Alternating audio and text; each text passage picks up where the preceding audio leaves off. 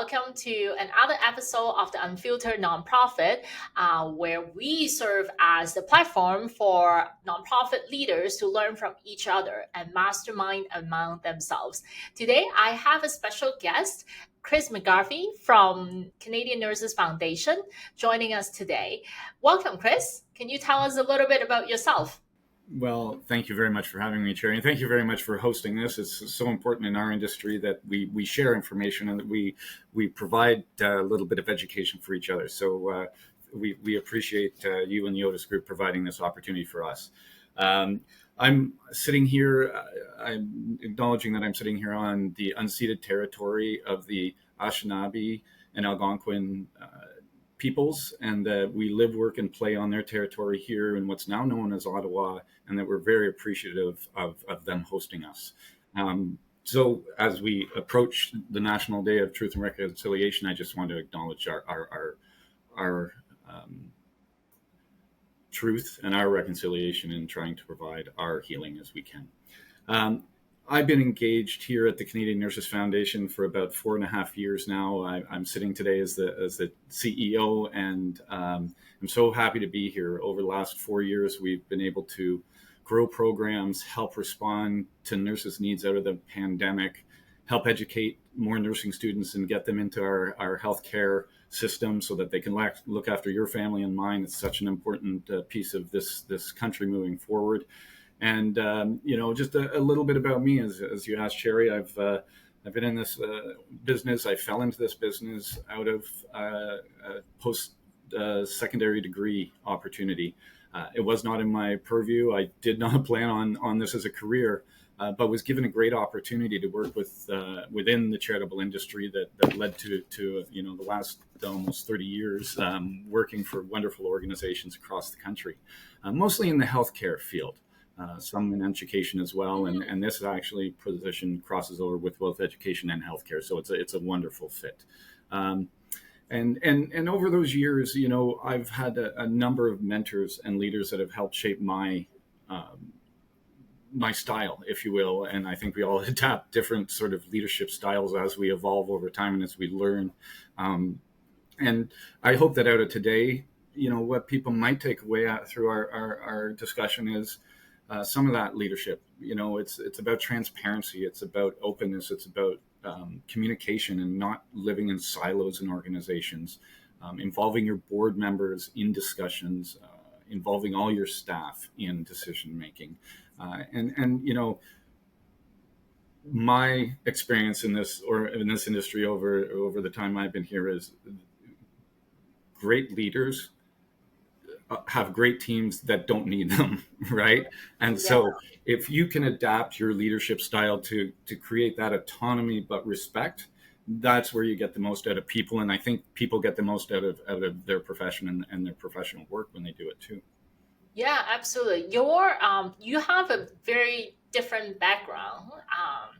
Not different, like a lot of the nonprofit leaders would have their own stories.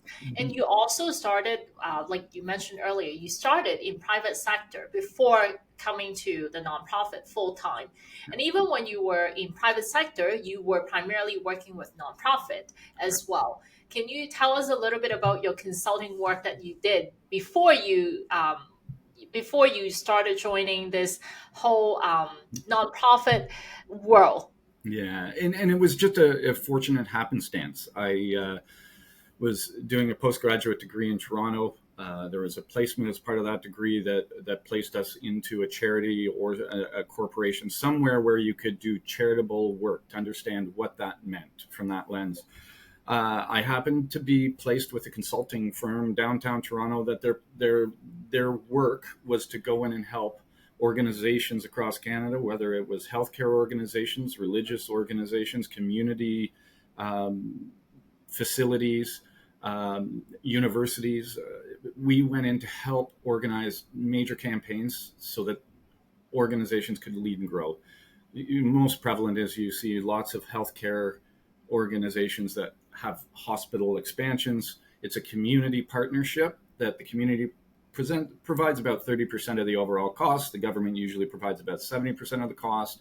So that 30% of the cost firms come in, people come in and help organize and execute those big campaigns where you have to raise millions and millions and millions of dollars, where people don't necessarily have the skill set on those internal teams. So I fell into this firm as when I was young, and they decided that they wanted, instead of having just experienced people providing the client side, they wanted to see if they could have new bodies, young people that are just graduating in school come in and learn from them, and then execute the excellence that they provided to their clients. And I was lucky to be the first one that they brought in house like that. And so I fell into this industry. Out of that placement came about 7 years with that organization, where that was my job. It was to go in and work with clients to find out what their needs were, and then to help build strategies to execute major campaigns, major fundraising campaigns all across Canada. So we did have clients coast to coast in every province and in every sector. So it was a really interesting way for me, as somebody who didn't know what the inner workings of charity and what charities required, what not-for-profits, how they were driven, and most importantly in this sector, about the donors and the donors' needs and who they are and how you need to respond to them and how you need to cultivate them and how you need to respect them and listen to them. It gave me a really an insight into my future, which was stewarding those people and understanding that I could grow organizations by taking some of that incredible work that I learned. And I always worked with the senior leadership of the organizations and the volunteer leadership of boards. So I was always surrounded by experts. And that was the most probably impactful thing on me when I was young. I looked young. And to sit around a board table with 15 members that were, 20, 25, 30 years of experience in the fields that they were in, healthcare, law, accounting, corporate leadership, it was a little bit intimidating. But what I realized very quickly was that everybody brings their own level of expertise to the table. Mm-hmm. And smart leaders listen. And it doesn't matter who you are, how you look, how old you are. It matters what you bring and how you deliver that message. And even in my early days of being a consultant, I learned how to be a leader from watching those incredible people around those tables and how they listened and responded. So, it was a great career where I got to really get my hands into all aspects of fundraising in the charitable sector. And, it's led me to an incredible career where I sit today.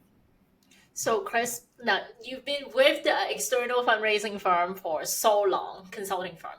Now, tell me one thing that you learned that has been with you for the last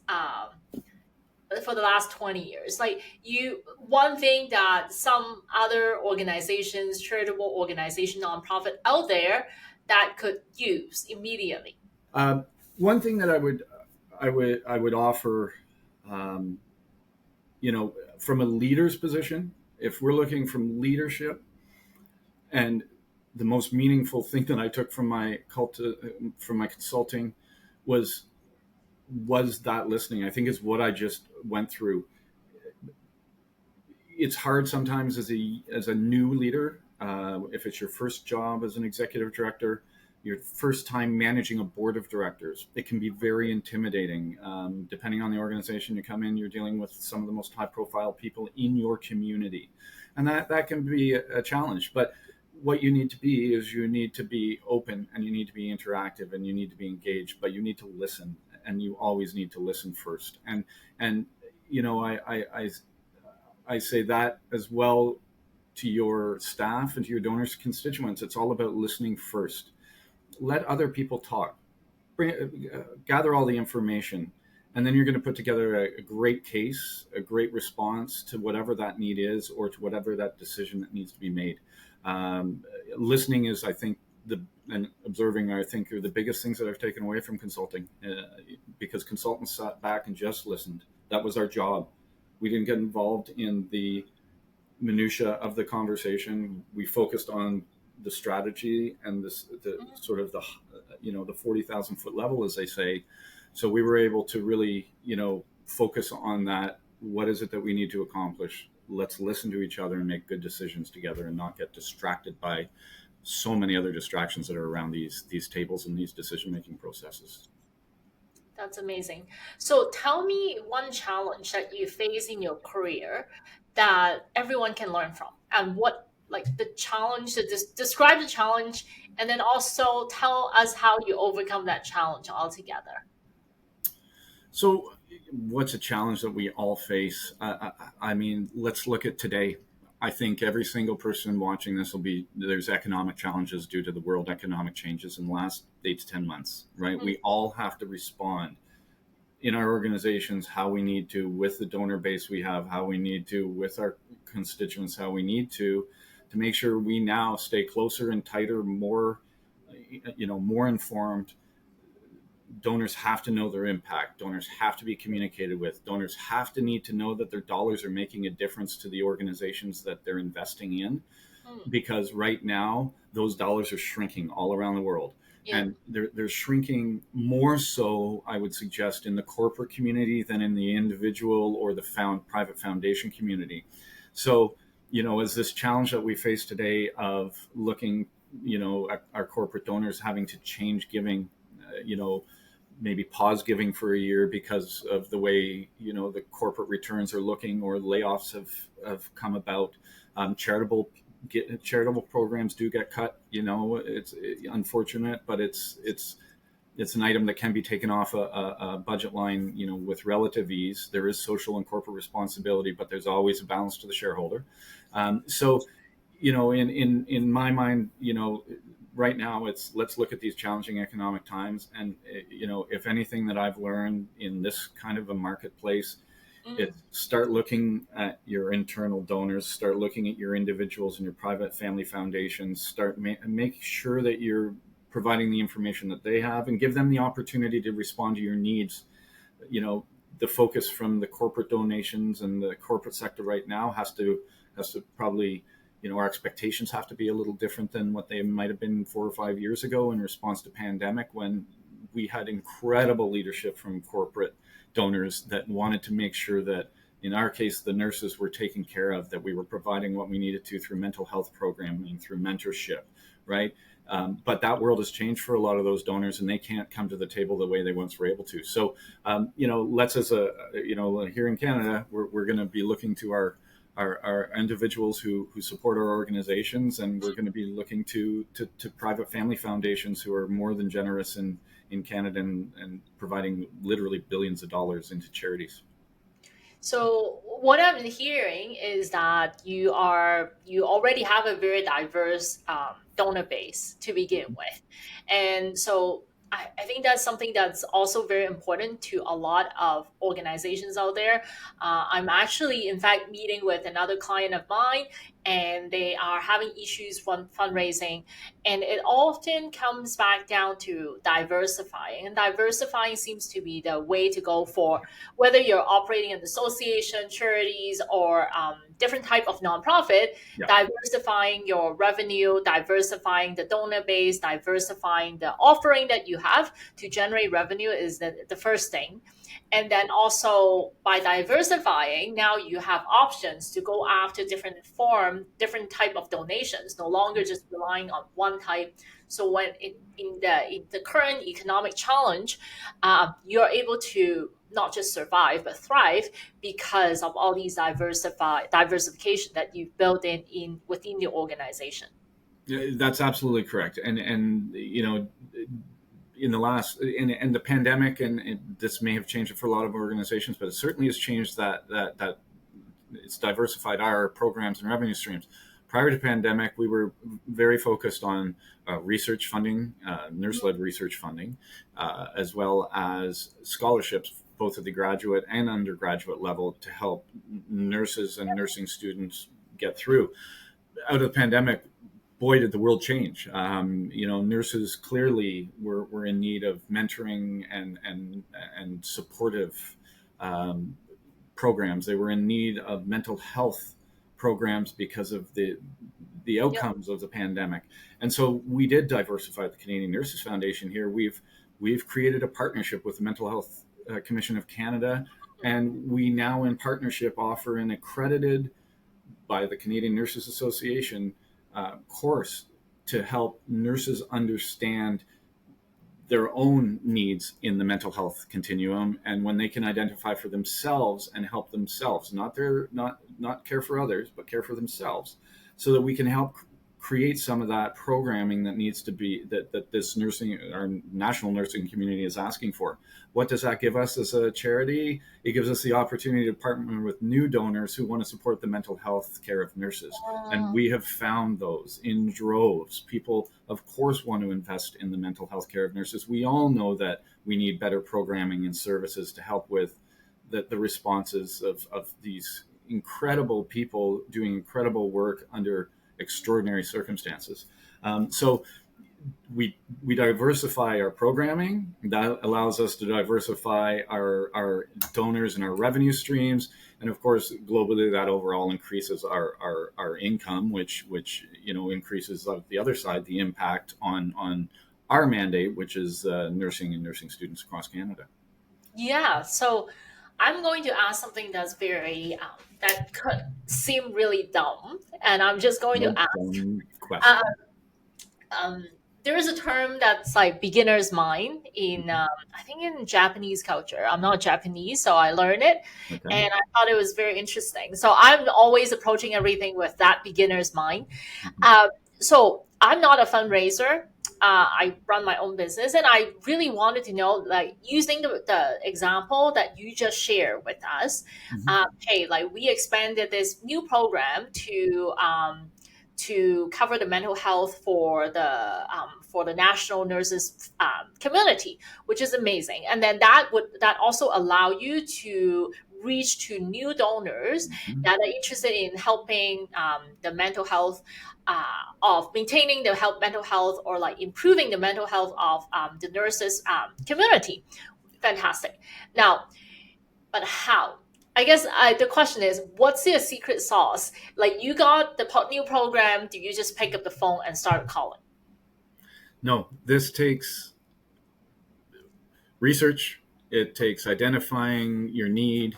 It takes looking at what the possible solutions in the marketplace are. It's creating a business case to move something new forward, because every charity has a board of directors. That board of directors has fiduciary responsibilities to make sure that the financial risk and management of the organization is sound.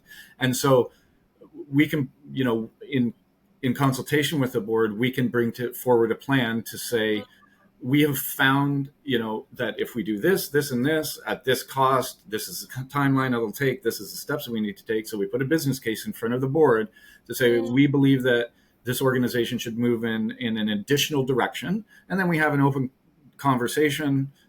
And I'm incredibly fortunate, because not only do I have respected business leaders around my table, but I've got a number of nurses that are senior nurses that have been in leadership positions, across Canada, as well. Many of them hold their PhDs in nursing, which means they're also incredible thinkers, and they're always, thinking about research outcomes. They're thinking about the whys, the ifs, the hows, the how do you do it. So when you tap into the expertise, you talked about being a beginner's mind. I've got a beginner's mind. When I sit with my board, they're the experts. I'm going to bring I'm not a nurse. I'm somebody who has a lot of knowledge about the charitable sector and some success in leadership and in raising funds. But I'm not a nurse. I know as much about nursing as I can learn. But to have those incredible people around the table, I listen and I learn with them, and that's they're the beginner minds as well, because they're also nurses and PhDs and others in other industries that are doing incredible work, that philanthropy isn't there first. And so they listen and they put on that beginner's mind as well. So that's, to me, that's where it all begins. You strategize, you create a plan. In our business, you bring it forward to your board because you want everybody around the organization to endorse the idea, to know that it's going to move the ball forward and make a difference in the area that you're investing your time, your energy, and your talent. right? We want to make sure that everybody around that board table is going to go out and be proud, and maybe even so proud that they're going to knock on somebody's door and say, you should give us some money for this, and then they turn around and give us money for it. It engages the board as well. It's not just so it's multifaceted. That's how you do it. There's no secret sauce. It's building a good case. It's doing your research by identifying your needs. Out of the pandemic, we knew that through national nursing surveys, that's where we get a lot of data from. We know what the nursing complement across Canada is telling us. The Canadian Federation of Nurses Unions has a national survey that they produce every year that measures many things, including the wellness and mental health of nurses and how they're feeling. So we have a lot of, we can get a lot of really good information, a lot of great research out there to help direct where we should be investing our time, our effort, and our energy. Now, so okay, I guess I like that actually got me into thinking beyond, since you're the expert in fundraising. So how do you find a donor for this particular program? Multiple ways in that, and interesting that you ask, because we're talking about that right now. It's called donor pipelines. Every organization wants to make sure that they continually have people that might be interested in them, right? So, in order to get those responses, you need to send out direct mail pieces. You use social media. You use proper research techniques. Large organizations are very fortunate that they will have somebody in their office that's actually a master's of library sciences graduate who's a researcher on staff for them to help conduct research into donors that fit their programs, right? So we actually go out into the world, the virtual world, and look for who aligns with us, who aligns with our programs, and then we create a strategy to go out and engage that organization, that person. And it does start sometimes with a cold call, but sometimes it starts with taking a list to your board and saying, hey, board members, we want to approach these organizations. Does anybody have a contact? Somebody will put their hand up and say, yeah, I do. That may not be very senior, but we can at least have a conversation.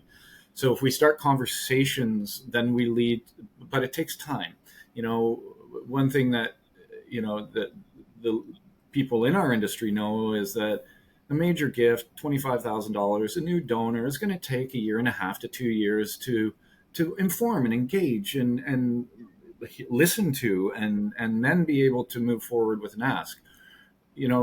If it's not your profession, sitting around a board table, sometimes that seems like a long time to do these things. Why don't you just put the money on the table right now? Can't we get it there?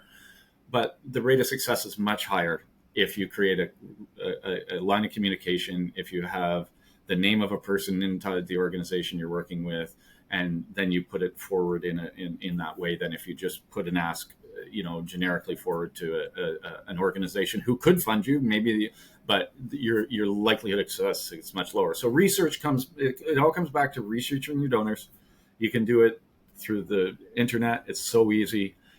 We've all done research. I do research before I have any meeting. I hop online and I see who I'm meeting with, what their company or they have given to, what they like. It's just a bit of respect to know who you're sitting face to face with. But it also allows you to take the conversation in a direction that'll meet their needs and hopefully meet the needs of your organization. So, and there are external companies who do this. I mean, again, if you're a small organization, you can create small budgets, and there are actual, like the Otis Group, who provides these wonderful services for small charities that don't necessarily need a full-time person doing it. There are organizations and individuals who do prospect research. They will work with organizations to actually define what you're looking for and then hand you a file of names and addresses and history of giving and potential of giving to you because of the alignment that they have with your mandate. So you can actually go out there and work with professional organizations to generate some of those new donor leads as well. Wow, that's awesome. I Yeah. mean, I do have another client who is really in need of raising funds for the organization. Mm-hmm. And this is a great tip for this specific client for sure. I think this is a really great way to segue into my next question, because you have been in multiple organizations and you have a long history in the industry, and your background is primarily fundraising. Yeah. And but then you're not just in fundraising. You have been CEO before, and then you took a step back, and then you go back to just fundraising, and now you step back again, step up again, and then now recently stepping into the CEO and executive director of the Canadian Nurses Foundation. So how's the switch from being a straight fundraiser, like going after building those relationship, diversifying donor, like communicating, keeping that line of communication, communicating your mandate, doing that matchmaking, going after the fundraising activities, to being CEO and executive director, because then now you also have to deal with, well, for lack of a better term, or work with a Yeah. really supportive board, right? Right. So, but when you have to be the only employee of the board, and the board has like 10, 15 people, you're now answering to 10, 15 people, and you also have to answer to your staff, your team of staff as well. So you're being sandwiched in between. And what got you into this position, again, and then how's that switch from I'm fundraising, which is a very narrow role, to like a diversified role of handling all the board dynamics as well as managing the team? Yeah, well, it is an adjustment, and that's why I did step out of the role and came back into pure fundraising, because it energizes me to work with the people and see the smiles with the outcomes that they're able to provide, and so it's heartening. It's just such a positive place to be. So yeah, I was very fortunate. I moved from one city to another and decided that I'd focus on family and not on leadership, and that's what I did for a number of years, and it really recharged my batteries. But it also, with family growing up and with everything changing, I had a desire to do more. I knew I could do more, and I was happy that I was given the opportunity with the organization that I've been with for the last 4.5 years, because I truly am passionate about looking after nurses, helping nurses, making sure that our country's healthcare system is provided the support they need, because it doesn't matter the nursing designation, LPN, RPN, NP. Our complement of nursing staff across this country provides, so much of the care that we see, whether it's in clinics, whether it's on the streets, whether it's in hospitals.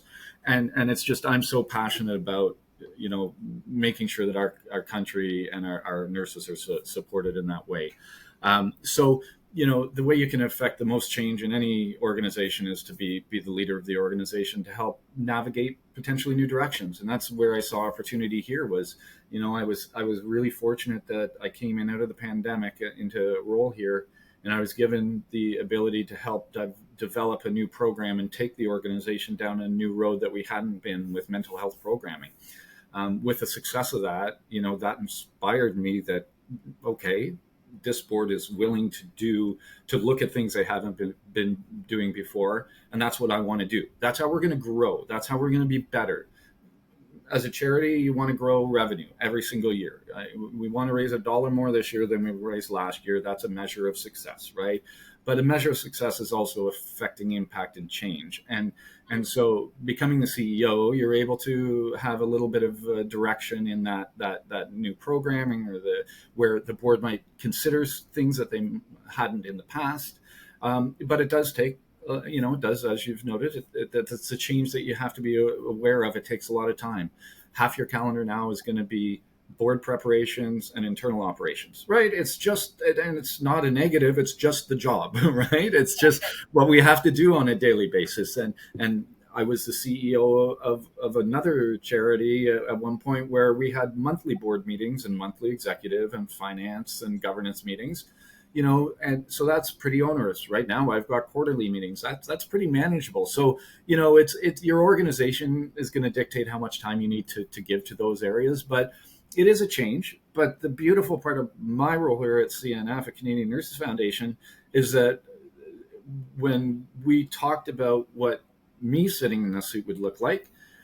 Because I was coming out of the organization as the vice president of philanthropy and community engagement, they clearly put in front of me a fundraising mandate.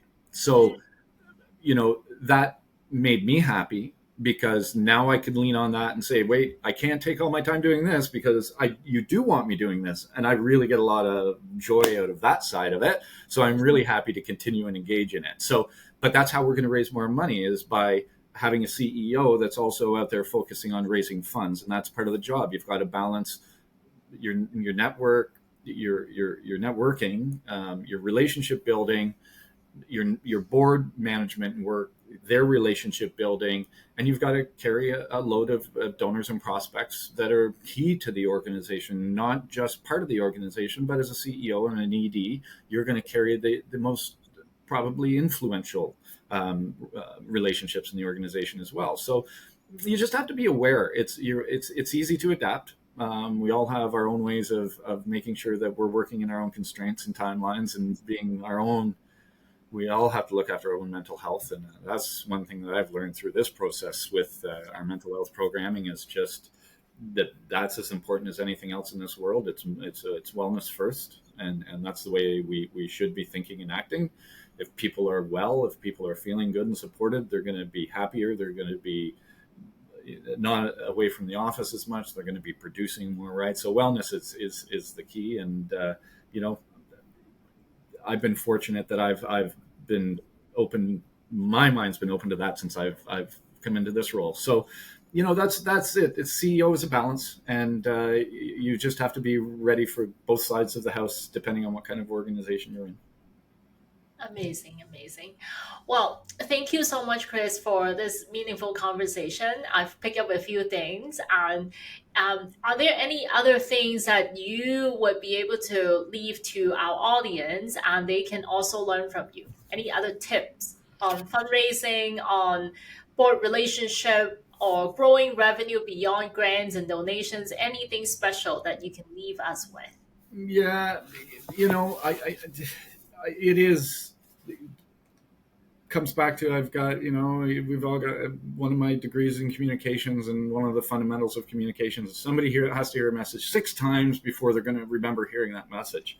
And so I'm going to come back to the 6th time of my same message for you, Cherry, because I truly believe it.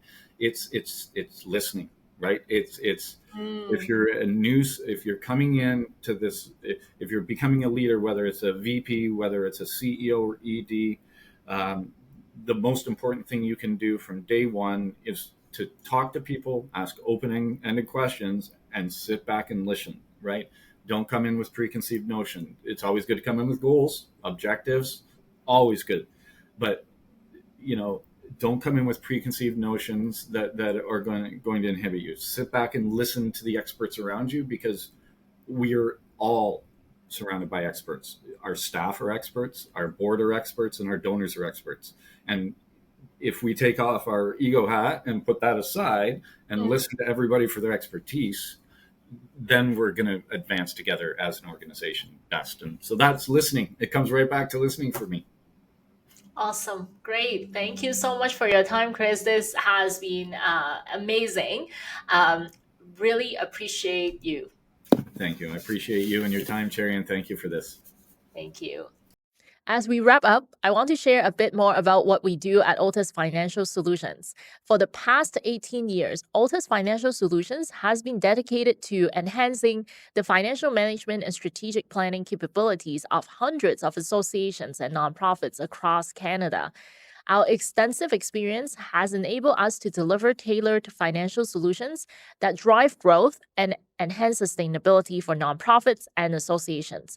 If you are interested in learning more about how Altus Financial Solutions can support your organization, I would love to offer you a no obligation 20-minute call. Let's discuss your unique challenges and explore how we would be able to help you achieve your goals.